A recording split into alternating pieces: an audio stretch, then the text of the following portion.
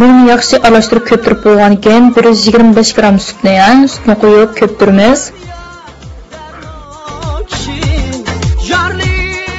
Bunu yaxshi köptürüp bo'lgan ekan 250 gram unga 1 gram atrofda podag'ini silib, algakdan tasqab o'tkazaymiz.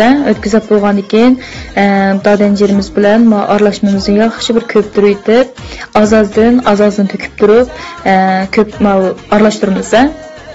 Bu umum aralashtirgan vaqtida 3dan 1ni töküp, avvalda dadenjini qo'zg'atmay turib bir aralashtirib olamiz. Aralashtirib bo'lgan keyin andan keyin birinchi xotda aralashtiramiz.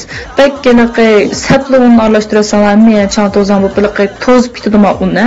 Shunga buni bir yaxshi aralashtirib, undan keyin mondiramiz.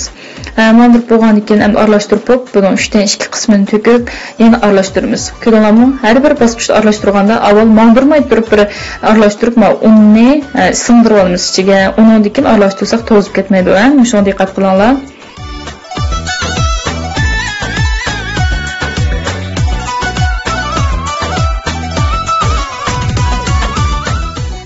Buni hamda uzoqroq chilib, yaxshi aralashtirib, shu un didor qamg'an vaqtida ham aralashmamiz uchun. Undan keyin yong'oq solamiz. Yong'oqni hamda o'zingizlar jiqaroq iste'mol qilsanglar, jiqaroq azroq bo'lsa, azroq sasanglar bo'ldi.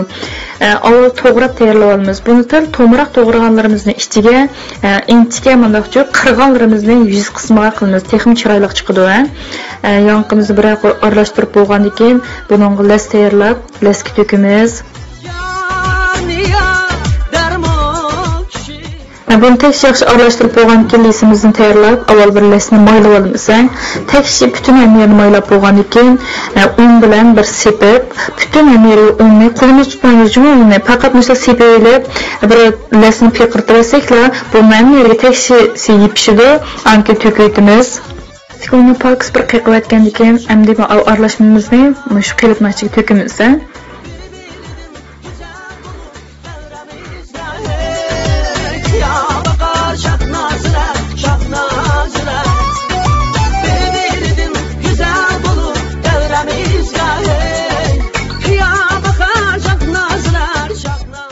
Töküp bo'lgan keyin yuz qismini bir tekshirlaymiz.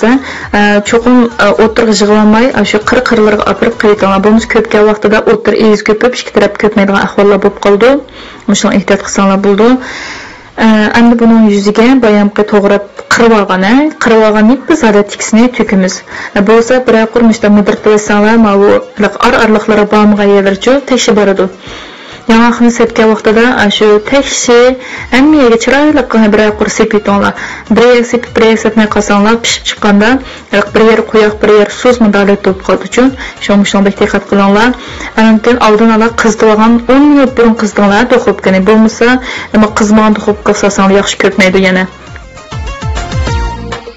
Aska tushar shoh nozlar, shoh